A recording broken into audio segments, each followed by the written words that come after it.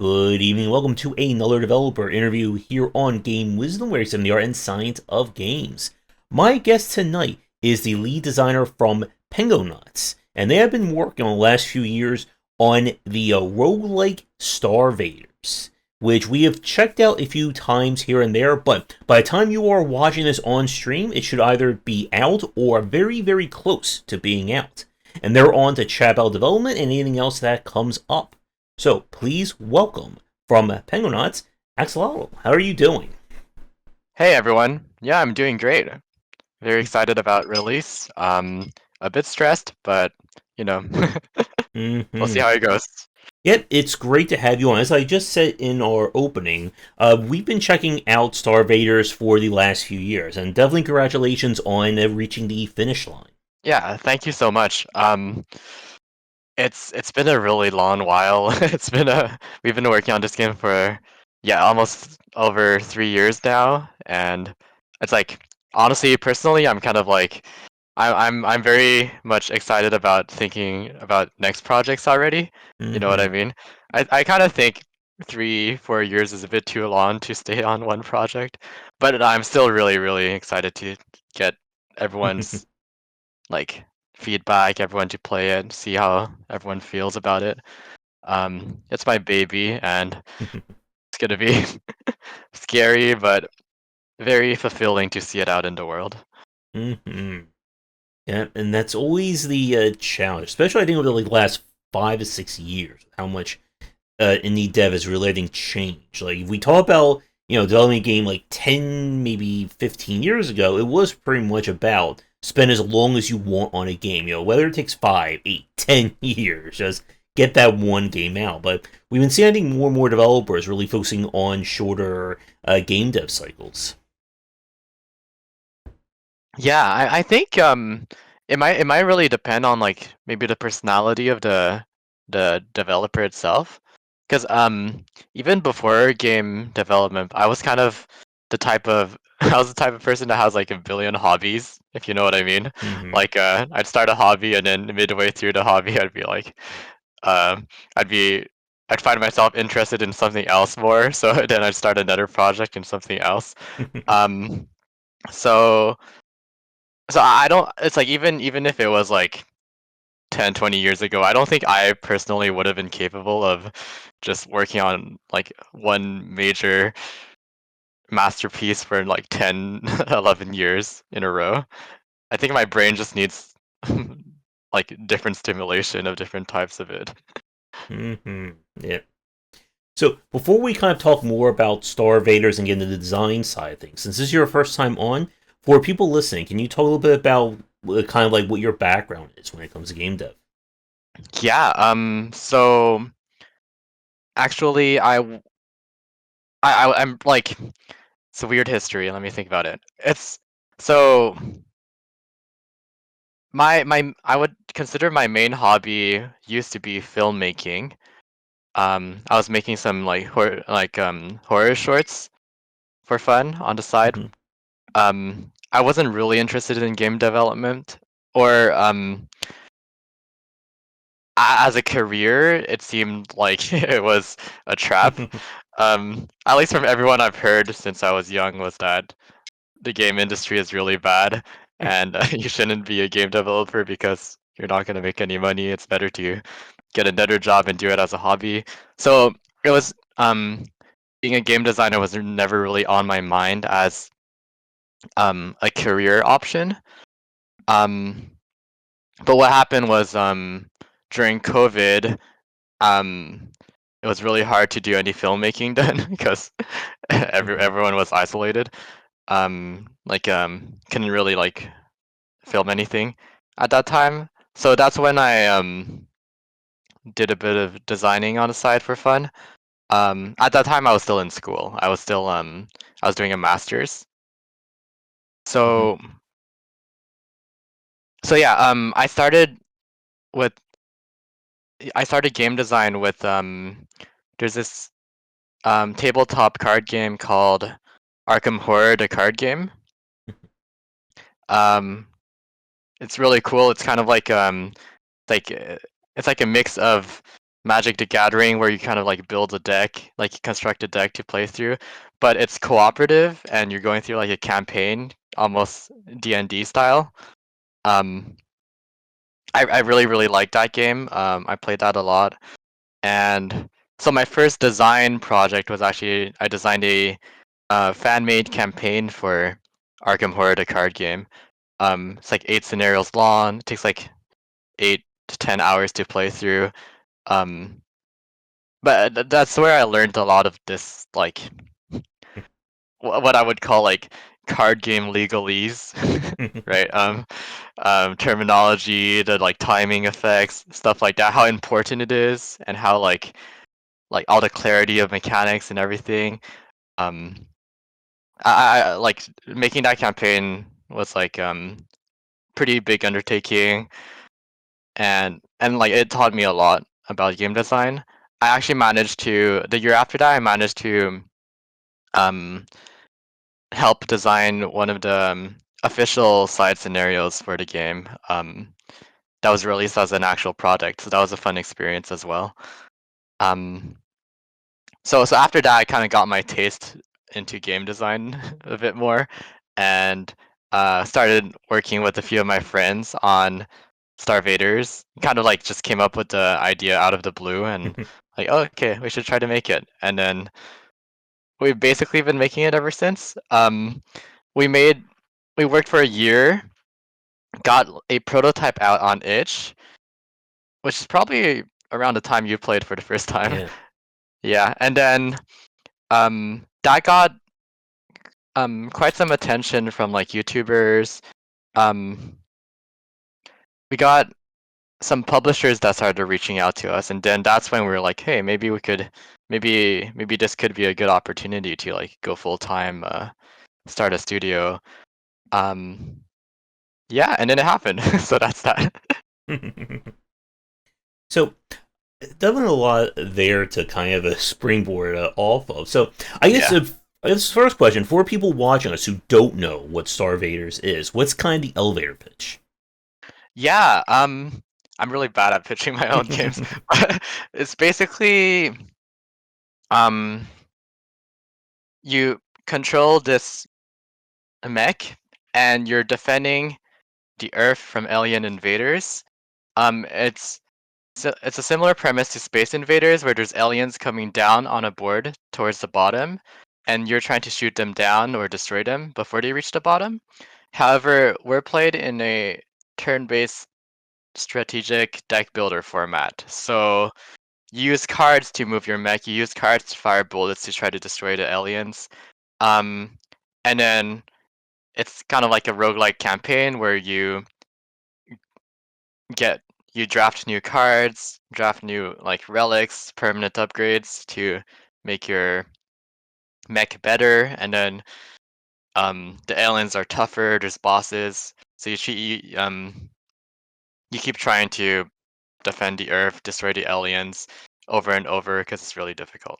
Yeah, it's kind of the pitch. It's um the the quicker elevator pitch is like it's Slay the Spire mixed with Intuitive Reach and Space Invaders. Kind of.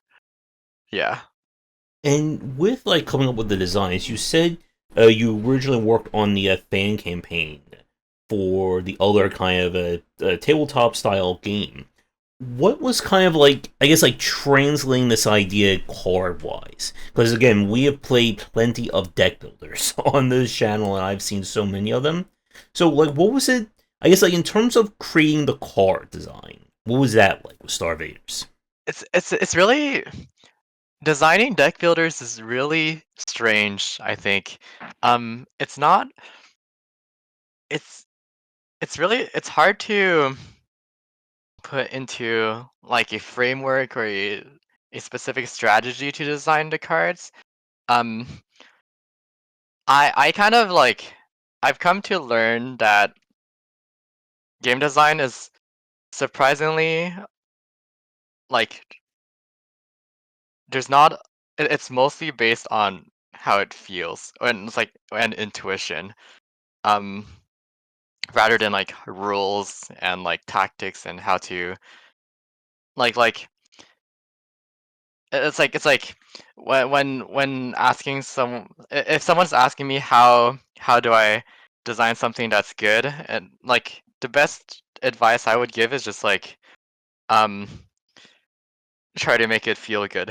It's really hard to say. So it's like for cards specifically, um how I design cards is just I just try to think of cool cards and cool synergies. Like um a flamethrower would be pretty cool. So I'm just gonna design a flamethrower card. And that's like what people call like top-down design, where it's theme first. You're like, oh, you want to see, you're like, how would a flamethrower translate mechanically into the game? But sometimes I design bottom up as well, which is like, ooh, this mechanic would be really cool in the game. Um, so I'll make it into a card and I'll try to fit a theme to it afterwards. And they both work. It really, it all works. When it starts to not work is when, um, after I put all these, like a bunch of these ideas together, and and and and you play it and it actually doesn't feel good to play. That's when the hard work of design starts, which is um fixing issues and iterating. So it's not as fun as I thought it would be. What's wrong with it? How do I fix it? What should I try to change it so that it's fun again? And that just comes with a lot of like trial and error. Just like, oh, what if I change this card? Does that make it feel better? What if I change all of these cards? What if I add new cards? Does that make it feel better? Um, Iteration is king, really. So yeah, there's no really easy answer on like how I design cards. It's more like design, see how it goes, and like see which direction is working the best, and try to go in that general direction more. And with designing things turn based, that's always that very interesting rub when it comes to like balancing cards and abilities. When you have something, and this is something that I've taught a lot about, especially when it comes to RPG design, is the act of how many turns does it take for a strategy to come into fruition? Because if you have a choice between something that takes 8 turns to work versus something that takes 3 turns, most people will prefer the 3 turn option. It's a lot safer, it's a lot quicker. But when you're trying to balance a game, especially something like this, you can't just say, "Oh, everything works 1 turn," because then it just becomes this mess of at some point one will always still be the best option. So, and to also add on to that, with the gameplay of Starvaders, for people listening, if you haven't seen the game yet, as you said, it kind of has that inspiration of Space Invaders. So you have the different ships coming down. If you're not able to quickly react to these guys getting into like the danger zone, you're going to lose. So with like kind of balancing things around like different turns or the turn-based design, how does that become like a discussion when it comes to your card design? That's a really interesting question. Balance is very, very, very hard, as Yes. I've learned through time. There's like there's like a general concept, I guess, of like this average value of how much a card should be worth to be able to progress, right? So for example, like in our game, probably in the first act, the player is expected to be able to kill on average two invaders per turn. For context for viewers, Starvaders basically doesn't have HP. Everything is one hit kills. So, or they have a shield, but there's no like armor or HP or damage values. Um, it's all basically tactical positioning based. So yeah, it's like for Act One on average, the player is expected to kill maybe 2 or 3 invaders per turn at the end of Act One. Um, and the cards like there's like the idea that just like a general value proposition of like cards like use energy, and each energy should be equivalent to around X, like 1.5 damage ish or something. so that you're able to kill enough enemies in a turn. But honestly, like all the math, all the statistics, kind of, I've so it kind of breaks apart a bit at the end. We've integrated analytics into the game, right, to try to figure out um while we're beta testing, try to figure out what cards players are picking, the win rates, especially like if a card if someone picks a card and they always win, and everyone who picks that card always wins, then just obviously a problem with that card, right?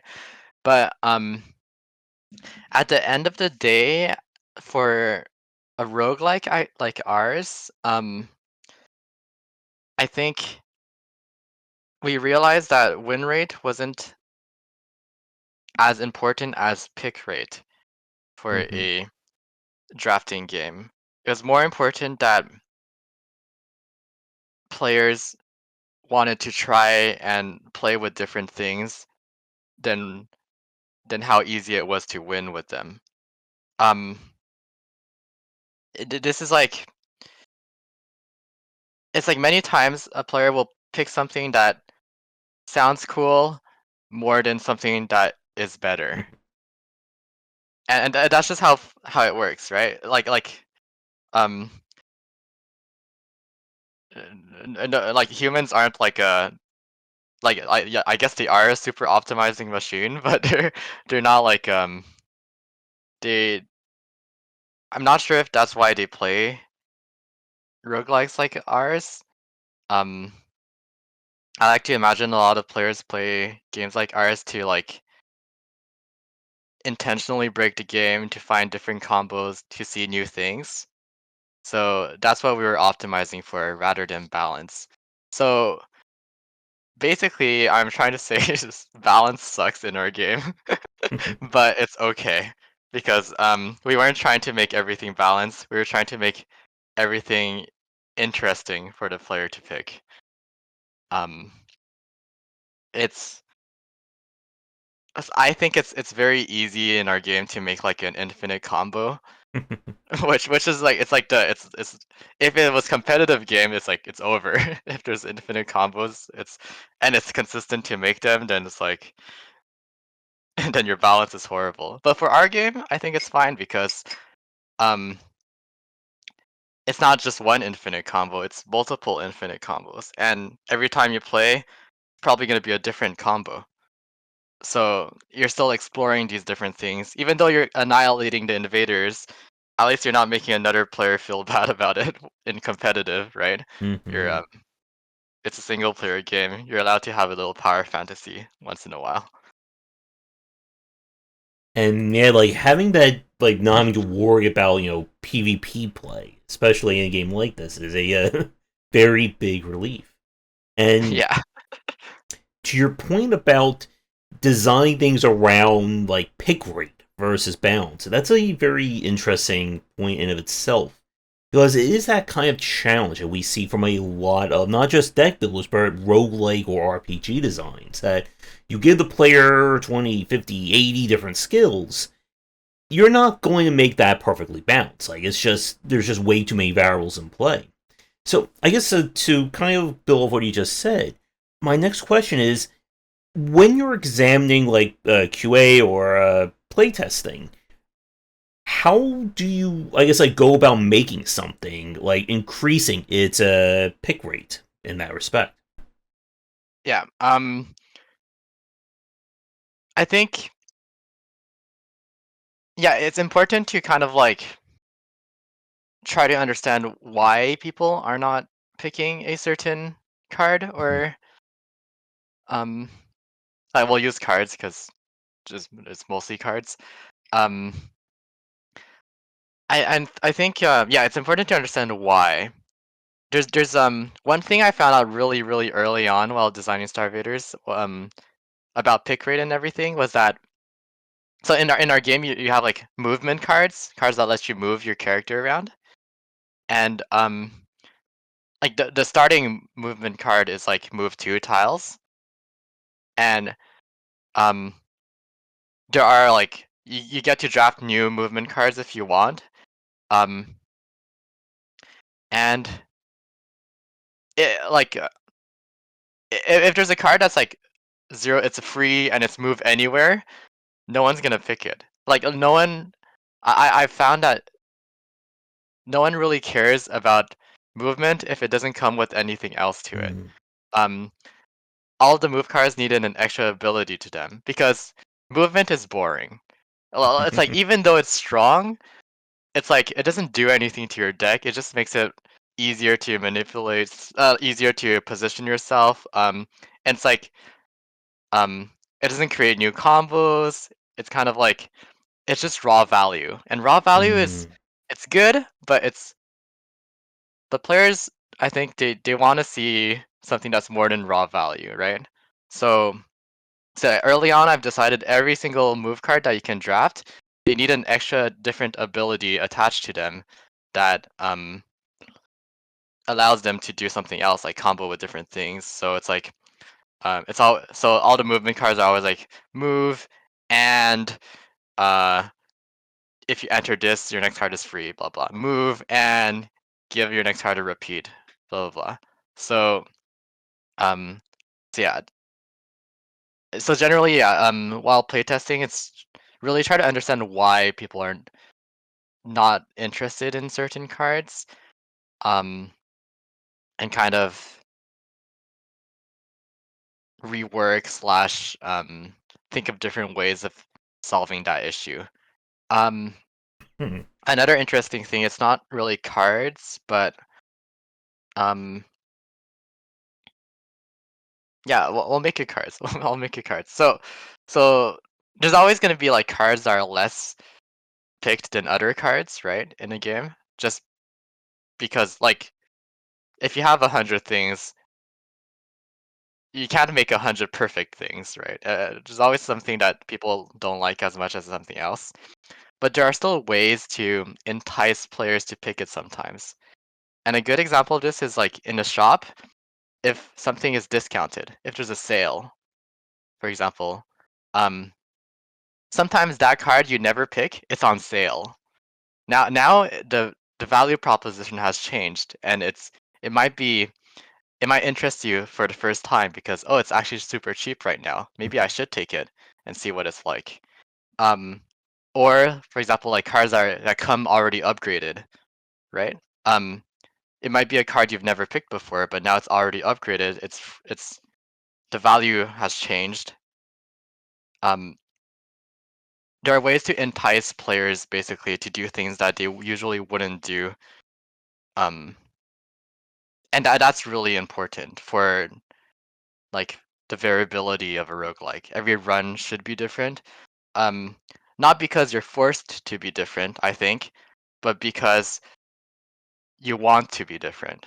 And what you said about like single use or just like pure utility cards is a very interesting point. Because I'm thinking about like some of the many deck builders I've played, and it does feel kind of true in that respect. That if you have a card that does one thing versus a card that does two or three things, obviously the card that does more things is going to have higher a value proposition to the player. Um, as you were describing movement in particular, it reminded me a lot of the deck builder we played last year. No, actually, 2 years ago at this point. Cobalt Core, which I'm about to Oh yeah. cough. Excuse me. And Cobalt Core had that same, I think, kind of challenge where movement is obviously a factor in that game. You have to move your ship to either line up your turns or get the heck out of the way of an incoming blast.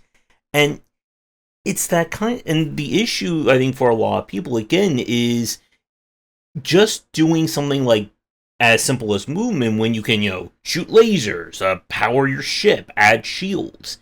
People don't like. I think a lot of people want to see like that greater value to things. I guess here's a kind of deck builder question for you. I guess this is like the litmus test for a deck building design. What do you think about cards that they have kind of like the X multiplier? So it uses, all your resources and you get a value based off X. So, if you have 3 energy and you use a X card, you get, three whatever. It's a funny question for me because um I remember it's like when I was playing like Slay the Spire, most deck builders, I don't think I ever picked those cards Mm-hmm. personally. Um, I, I'm not sure I can tell you why I don't pick them as a player. I think it's just because it doesn't seem as fun to me. I want to play cards in my deck builder. I don't want to play one card on my turn. Mm-hmm. Um, that's probably my reasoning. As a designer, though, um, I think it's it's not bad. Like I can't really say in the perspective of our game because our we have like different energy systems and we basically don't have X cost cards in our game at all. Because of how our energy works. But in a deck builder with that system, honestly, I don't think they're. I think it's it might be counterintuitive, but it's good to have bad cards sometimes. Like just because or it's good to have bad cards. It's good to have boring cards sometimes. To give that like to give the card pool a bit more texture, I guess. It's like if everything was perfectly smooth, then the whole card pool might like feel the same. It might all Mm-hmm. feel very consistent, but all um but if there are like peaks and valleys, it kind of like gives it a bit of texture and gives it flavor. It makes it feel like you as a player have your own taste within the card pool. Like it's like for me it's like I avoid the X cost cards and like that feels like it's a personal um like it's expression, right? It's player expression. I express myself by not picking the X cost cards. And maybe another player would express themselves by picking the X cost cards more often. So kind of having this larger variety of like good, bad, value, or interesting combo in a deck builder might be important just to make it to satisfy that idea that like everything is in here, right? Mm-hmm. And to that point about having cards that aren't, considered, super meta breaking or options like that, it does, I think, open things up for when you get like that perfect combination of Yeah. card, artifact, and skill. And it leads, and again, this is something that goes with, I think, a design video that I posted probably, I think, a few weeks before this interview goes up about. I do feel a lot of people, and going back to your point about utility or pickup rate, a lot of people like very, like, spiky builds. And Yeah. like you mentioned at the start that you were inspired by Into the Breach, and Into the Breach is another game that is very spiky in terms of how you play it because the different uh, factions or your different squads have wildly different abilities to it. And you never had that sense of confusion as, okay, do I do 6 points of ice damage or 5 points of fire damage? It's okay, can I, push and pull, or can I set up mines, or, snipe, and things like that? Yeah, and I really enjoy that about Into the Breach as well. It's like it's not just the I think just kind of like putting it on the grid and having a lot of things based on into tactics that Into the Breach does makes it Mm-hmm. so it's very it uses a different part of your brain. Mm-hmm. It's less I guess I just like seeing little dudes doing things on a grid. Mm-hmm. And like to that point, I think it's also what separates when we look at a lot more like modern or like more contemporary deck builders compared to like going back to something like a Slay the Spire, where you really only have that one lever to pull of you place a card, card does X on the field. And then we Yeah. look at stuff like Starvaders, Inscription. Again, I'm probably forgetting half a dozen different roguelikes that deck builders we played in the last 2 years, where you have like movement or positioning or some other element to it. And I think it also adds more verbs to like what you can build your cards and skills around. Yeah, yeah, there's I've definitely been noticing this kind of increase in like language, yeah, verbs in which deck builders are playing in, and it's been really interesting to watch this entire genre evolve over time. Um, I do think a lot of deck builders fall into the trap of um just adding new verbs, um, which basically increases complexity, right? Hmm. There's more verbs, the game becomes more complex, but um, like say this fire is very good. It didn't need more verbs really. I think it works. It's very intuitive. It's very small, compact, and it uses its verbs very well. I think a lot of deck builders like they basically use all the same words as Slay Fire and then add more word verbs to it, Hmm. which just adds extra complexity, things to keep track of, mechanics to keep track of. Um, where I think some of the most successful deck builders have done is remove some verbs from Slay Spire and replace them instead of just adding.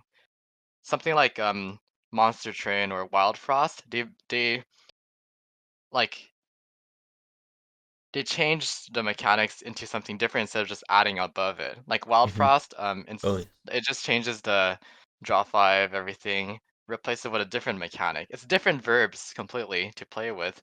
Very interesting design wise. Um, but it's not that much more complex, right? Because it's replacing existing things. Hmm. Cobalt Core is a good example as well, and Starvaders, like for us, I made like that decision of not having health and damage to remove that like the math verb from our game and replace it completely with tactics. That's the trade-off I was using. And it's like there's small stuff as well there's barely any status effects in our game. While it's like a very strong component of Slay Aspire, for example. That's a verb I've decided to remove and replace with something else. Um, we don't have powers in our game. Like the equivalent to powers, the cards that permanently boost Hmm. you on the fight. I also removed that as a verb. So yeah, like there's a lot of this like idea of like game language, I guess. Um, it's very interesting, and I'm glad that deck builders are kind of exploring these new verbs, new languages. Um, I love deck builders. I don't Hmm. know if you could tell. Yeah, even something like it's like Balatro, the rent based Hmm. builders. Those have been like basically replacing cards, the whole like or replacing combat itself with different scoring systems. And it's been great to like see everything, see all the innovation going on. Hmm. And to kind of like the point, like you mentioned some very different deck builds between Wild Frost. We talked about Cobra Core and the Breach, or the Breach being a more tactical game. And that actually takes me to another question I want to ask you because we've been talking a lot about balance and design, and a big factor of this is the difficulty of the game. And this is something that again, is a very tough question, I think, to answer in terms of the harder you make the game, the more you need certain cards or specific builds to even stand a chance. To return to Slay the Spire, I think one of the faults in that one was that some of the boss fights, especially going to Act 2 and Act 3, of course, like the super final boss there, was that they were designed to be so tuned that you needed very specific builds or they counter specific styles of play. A famous example, of course, is the Time Eater. Yeah. That the Time Eater just punishes you if you play lots of cards. But if that's the strategy you've been building going from Act 1, you're just up against a brick wall you're going to lose. And when we look at something like Converso, like something like Inscription, Inscription was a game that was basically, yes, the boss is going to do this, but as we've said before, it is a game that you can break. Like it is designed around you breaking things, essentially with the different card combinations, how you can stitch cards together, the different figurines, etc. So the question that I suppose to you then is, when you look at difficulty in a deck builder, and now you have to balance, different cards, different options with how easy or hard your game is. How does that get factored into the equation? Okay, yeah. Very, very interesting topic. I have like two train of thoughts. I'll start with one, and then move on to the other one afterwards. So the first train of thought I had was on the boss discussion. Um, I have like opinions on the bosses. So yeah, time eater eats up my decks every time. I swear every time I play like a many card infinite or something, it's the time eater. Hmm. But basically, I I found myself that I view boss design as I think a lot of designers think of design their enemies and their bosses as something that is against the player, Hmm. while I like to think of bosses as something that and our enemies as something that works with the player or engages the player instead Hmm. of being against them. Because I think if a designer thinks of a boss as something to fight with the player, then um that's when you kind of come up with a lot of things that are adversarial. Like the boss does stuff that is very negative towards the player. Um, like it fights you, it counters you, it Hmm. stops you from using certain strategies. Well, I like to think of um these encounters that you have being something they're not meant like they don't want to win. They want to make it an interesting experience for the player rather than want to win themselves. So so in that sense, the one I don't really like bosses that counter specific strategies. I prefer bosses that um like work with most builds, but are better countered by certain builds or certain cards and stuff. So it's like if you see it upcoming, um, you're not gonna die just because you're building the wrong thing. You could still keep going with your strategy, but knowing what it is can let you play around it still by um, building into something you know could be stronger against it. So that kind of a shift in perspective also had helped me a lot in designing my enemies. Um, I realized that our game is like in three acts, like a lot of deck builders are. I realized in Act One, I as a designer didn't actually want the player to lose. I just wanted the player to have interesting fights. I found out in a lot of um deck builder act ones, it's kind of a slog to play through because you haven't really built up your deck yet, and also um the encounters are kind of samey, and it's the part you play the most often as well. So yeah, and you haven't built your deck, so you still have the kind of the starter deck, and it's kind of like okay, just going through the motions. Um, going through the motions until you get the drafts, and then the drafts are the interesting part. So I've kind of like I've thought about it a lot, and I realized that Act One, I didn't want. It's like I didn't want the enemies to give you a hard battle. I actually just wanted them to give you interesting decisions to make. So that's why I added a bunch of stuff in Act One. That's like there's one thing that um, it like if you don't shoot it, it's not gonna generate doom. It's not gonna be a danger to you. It's just gonna fly away. But if you do shoot it, you get a lot of money, but also you'll get like doom, which is like our equivalent to damage. So it's like instead of something for you to fight, it's just a small little interesting choice for you. Like, do you want to trade damage for money at this moment? And I thought that's much more interesting than just another like fight you have to go through. You gives you more choices in the beginning. So we basically expect the player to always win Act One, but Act One is going to be full of interesting choices for you to make, and then afterwards it's going to be start getting challenging and difficult. Um, but that kind of idea goes across the whole game, where it's like I'm not designing the enemies as an adversary. I'm designing them as a a environment for the player to express themselves, to make interesting decisions, to engage with. So yeah, that's the part one, the train of thought. Part two on difficulty itself. Yeah, I agree. Difficulty is really tough. It's particularly tough. I don't know if you've been following like the Wild Frost when it came out. It had a bunch of like the reviews were very um like a lot of there were a lot of negative reviews because of how Wild Frost how people thought it was unfair or the difficulty was too high. Um that scared me a lot.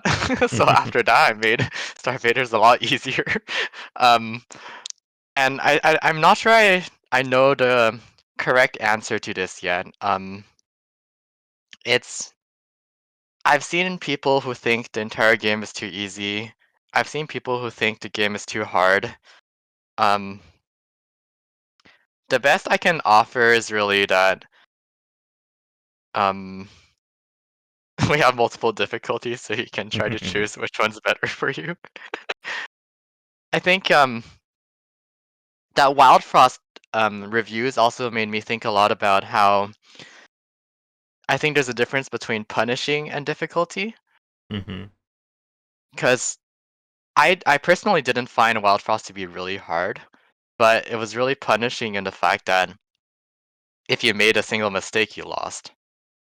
So it didn't give you a lot of like leeway in that way. I think, and I think a lot of players think that it's the same thing as difficulty, but um, it's really more like how much how much how lenient you are towards mistakes.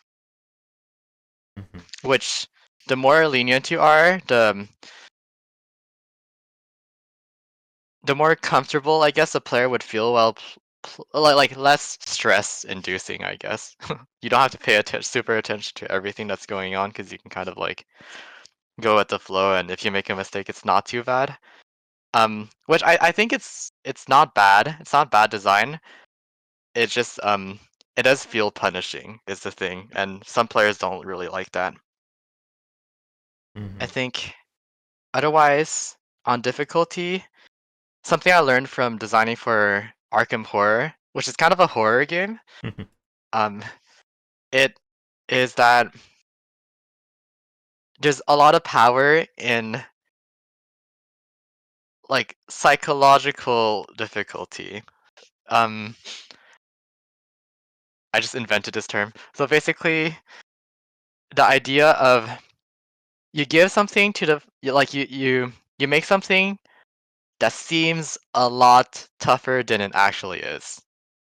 So, for example, like maybe you have an enemy that looks really, really, really scary. It has like a bunch of HP or whatever, and it's like it deals a bunch of damage. It makes you think you're gonna lose. Um, but when you play it, it's not that bad.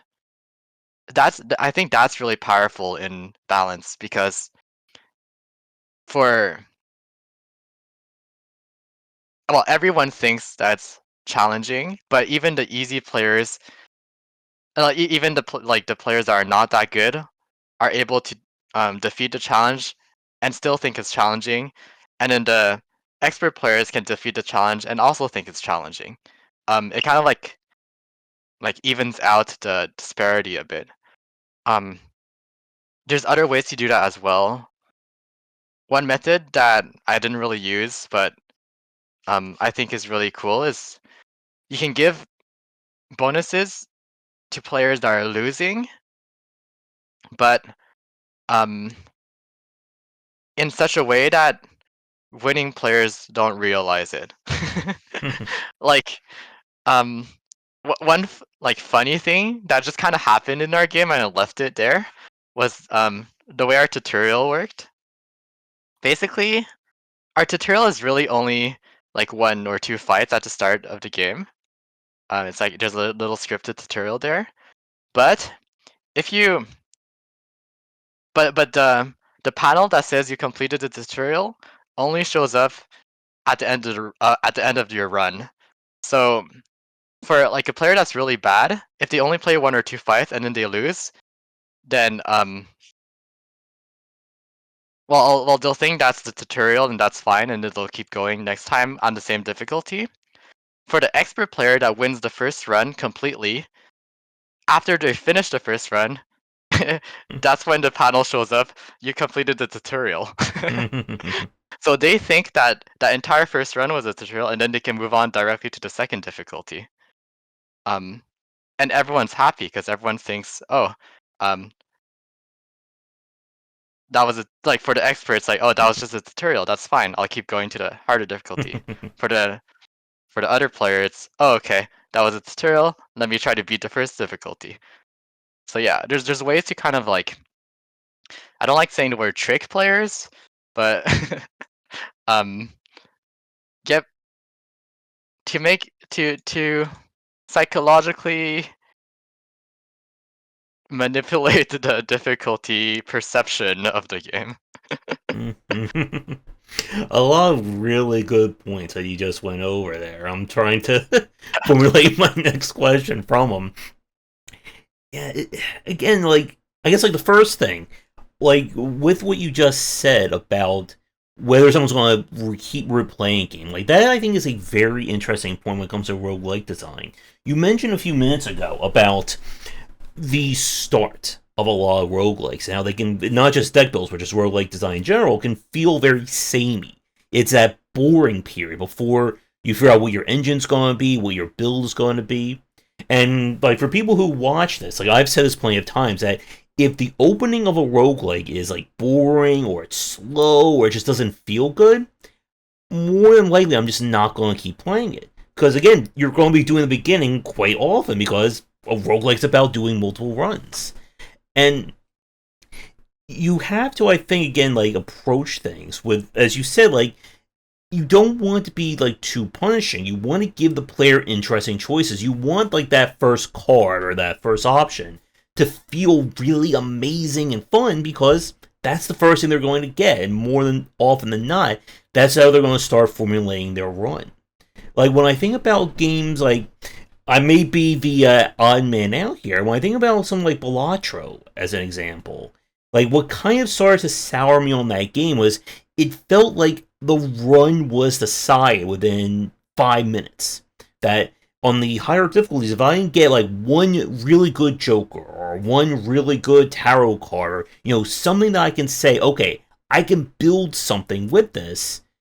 I just know my run's gonna be over because I'm going to be behind the eight ball. And I think that's kind of the risk or the downside when it's all like number space or the landlord, look, be a landlord style of deck builder. When we talk about things that are like more like tactical in nature, you do have a little bit more leeway. Yes, maybe this particular build doesn't do a lot of damage, but it delays the enemy, or it's more about debuffs or pushing and pulling. And I find like that space to be like far more interesting to talk about. Yeah, yeah, I guess it's like it's like kind of similar to the verbs idea we were talking about, where like the different there's a lot of verbs we can use in tactics games that kind of when it's just score based, it's just numbers or economy. Um, Mhm. I still find it pretty engaging, but it's definitely like it's different systems at different levels of complexity, right? Um, on yeah, on the topic of like the start of the run being similar, I think, yeah, I agree.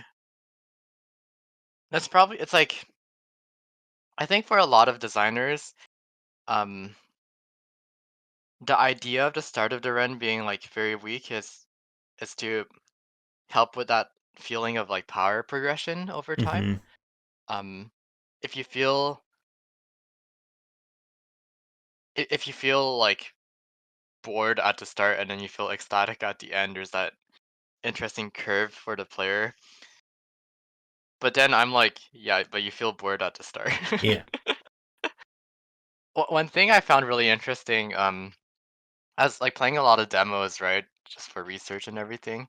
Um, I found it really, really weird when the demos um start you off not at the start of the game. Like they start you off at like Act 2 or something. And I'm Mm-hmm. like in my mind it's like that must mean that the designers know that Act 1 is boring. Mm-hmm. Because they want you to skip Act 1 and just go directly to the cool part for if they wanna like a short experience of the best part of the game. And like that that's always like a red flag to me if a game starts not at the start because it's like, does that mean the start is not good? Um, I think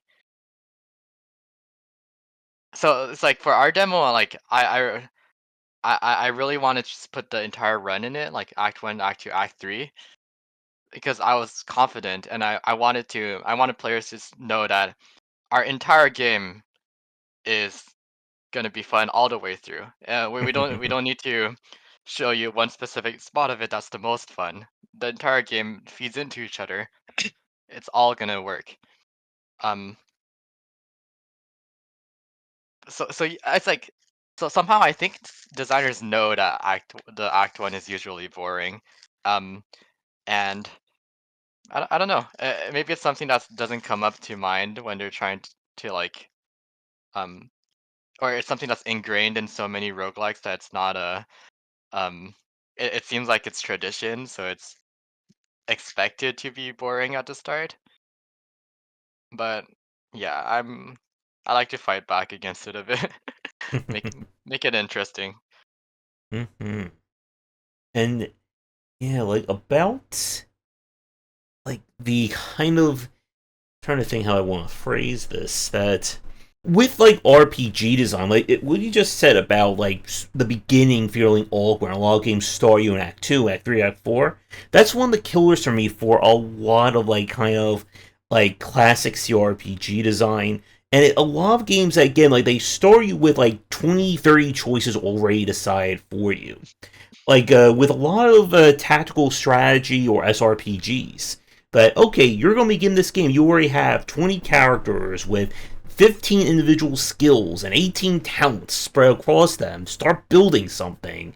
My mind just goes into choice paralysis, and I've always been like a big fan of games that just start you with okay, you have one character, or it's just a team of 3 or 4, and you can then start building your options from there.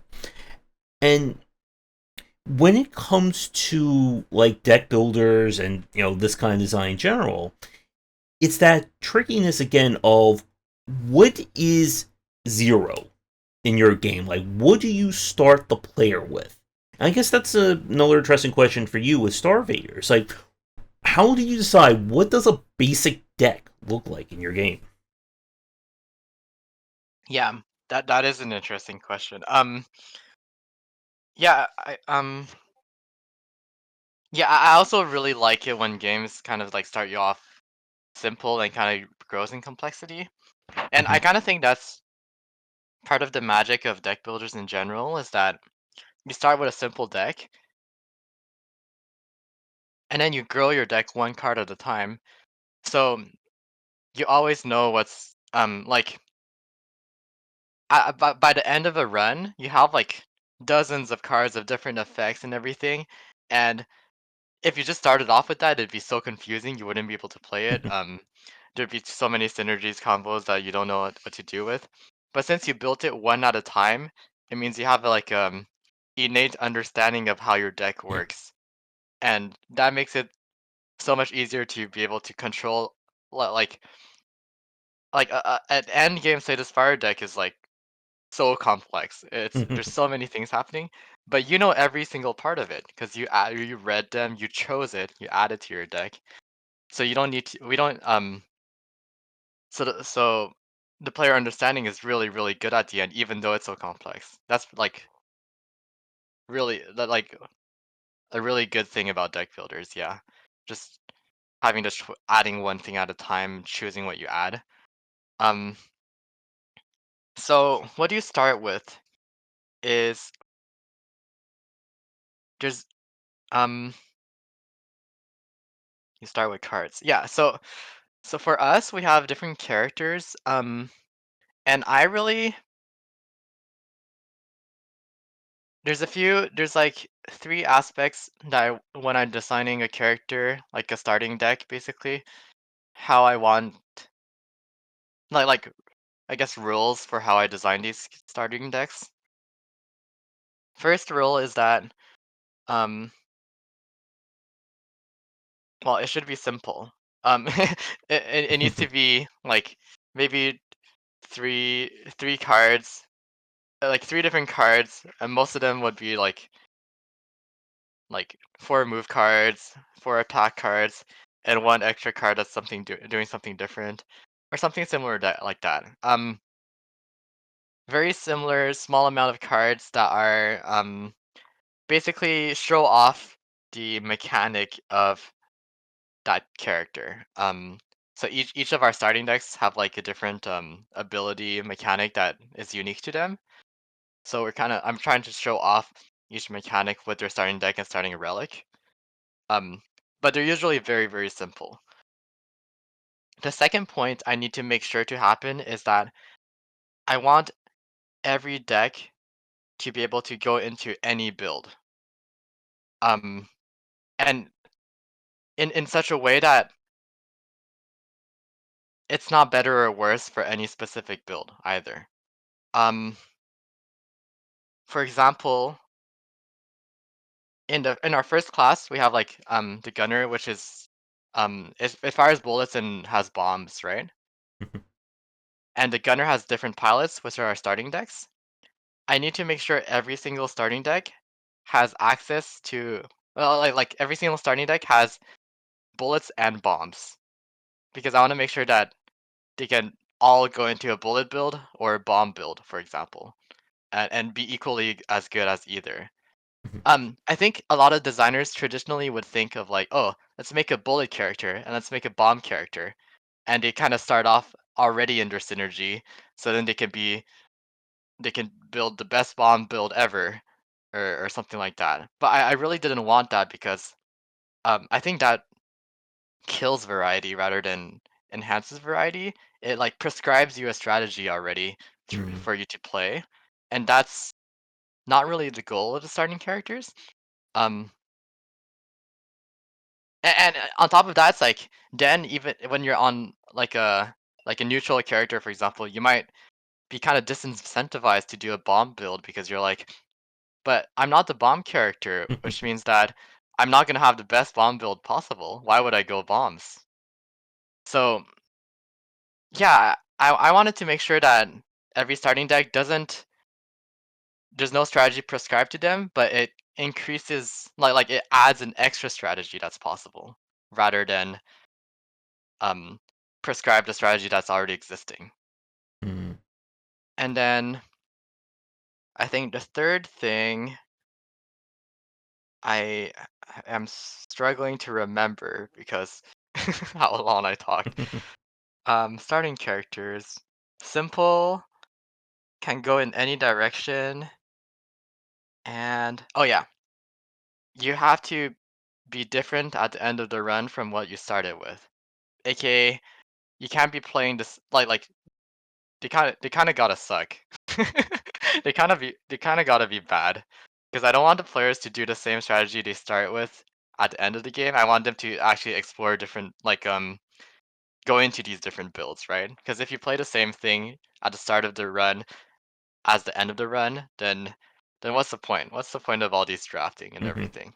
So it's the starting deck kind of has to be the bad, but enable a lot of synergies. Yeah.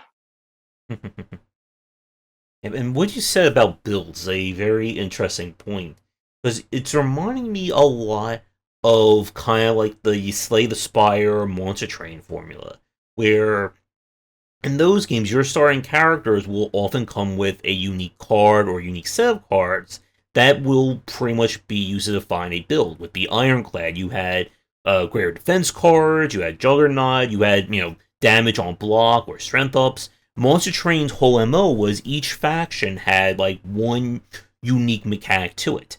What was it? Like the nature one had more with thorns. The candle faction had like this crazy thing with like characters who can melt or they die on their own.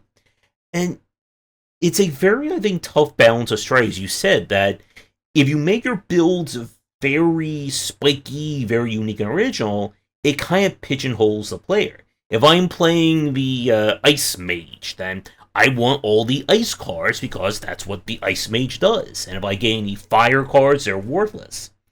But conversely, as you said, that it starts to get very boring in that respect. And it goes, I think, with a long-standing challenge, not just of deck builders, but just of any kind of like RPG-based design. That once the player, solves the game, they don't really feel the need to keep playing. If I already know what the 10 best cards are, the 5 best units, why should I play your game again? Because I already know where I need to win. Yeah. For roguelikes, I think this is like a challenge every dev that's making a roguelike faces is it's like they gotta ask themselves why would a player play the game again? Like what brings Mm-hmm. them back? And um so for us, I think it's like my answer to a lot of these roguelike philosophy is temptation. And what I mean by that is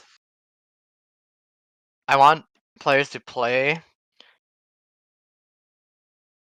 and be tempted to play again and play something different. Mm-hmm. And that happens every time. Every time you play, um the game tries to tempt you into trying something you haven't done before. Mm-hmm. It's which I think is a different strategy from a lot of roguelike designers. I think usually the designers make it so it's more about adaptability, where it's like you get random drafts and you're trying to pick the things that make you survive. Mm-hmm. Um, which I think is a valid like way to design things, but also that kind of incentivizes like good value cards very much, or like picking the same cards, the same like the ones you're comfortable with, the ones you know will help you win. Mm-hmm. It limits that like diversity. Well, I kind of design in such a way that's like I'm always trying to make it so, oh, there's that special something that is like it's super rare and you might never see it again. Mm-hmm. And it's like I want players to want to pick that to try it out, even though it might make them lose. Um, it's not about yeah. So one of the systems that actually I think this is the last like great system that we added to the game last year. And I call it the pack system. I was inspired by there's this mod for Slay the Spire called the Pack Master, and our system works in a similar way. Basically, when you start a run, it shows you it randomly chooses 3 out of 10 different card packs um in a game. So these card packs are all neutral cards. So basically,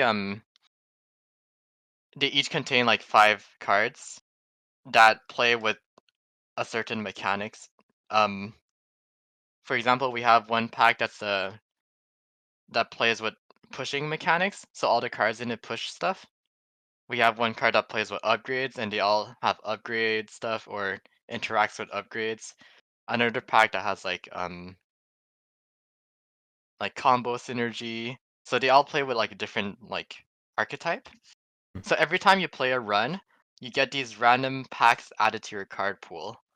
Um, and each run you'll have 3 different packs in your card pool, which makes it so every time you play, the card pool is completely different, Mm-hmm. and you have access to different synergies and archetypes that you wouldn't have before. So even if you found like a really strong broken combo that's pretty consistent to make on one run, the next run you might not even have access to that card. Um, and you'll have to you'll discover something new instead, another broken synergy or combo with different cards. Um, so I think yeah, that we added it pretty late, but it's one of my favorite mechanics that the systems that we added because it really makes it it's like before I added that, it was it almost felt like even though it was super variable, it felt like there was a certain number of builds available that are like the easy answer, the easy solution, because the card Mhm. pool was always the same. So it's like if I pick this card, I'll probably win if I make this build over time. But with different card packs that modify the card pool, um, every run you're really tempted to try something new because the cards don't show up that often.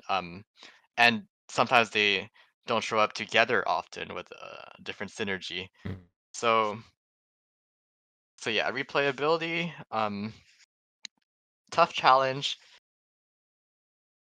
but but Mhm. people are solving it. I think there are ways to like try to fight fight the consistency, the sameness of every run. All right, we're going to be cutting the cast here. We have another hour to go as we continue to talk about Starvaders and deck building and roguelike design. If you enjoy things, be sure to do the YouTubing stuff. I'll be posting the second half real soon, along with another run from the game. And as always, if you are a developer working on your own game or just want to talk game dev, please get in touch. I'm always looking for guests. So have a great night. Tune into the second part real soon. And until then, take care.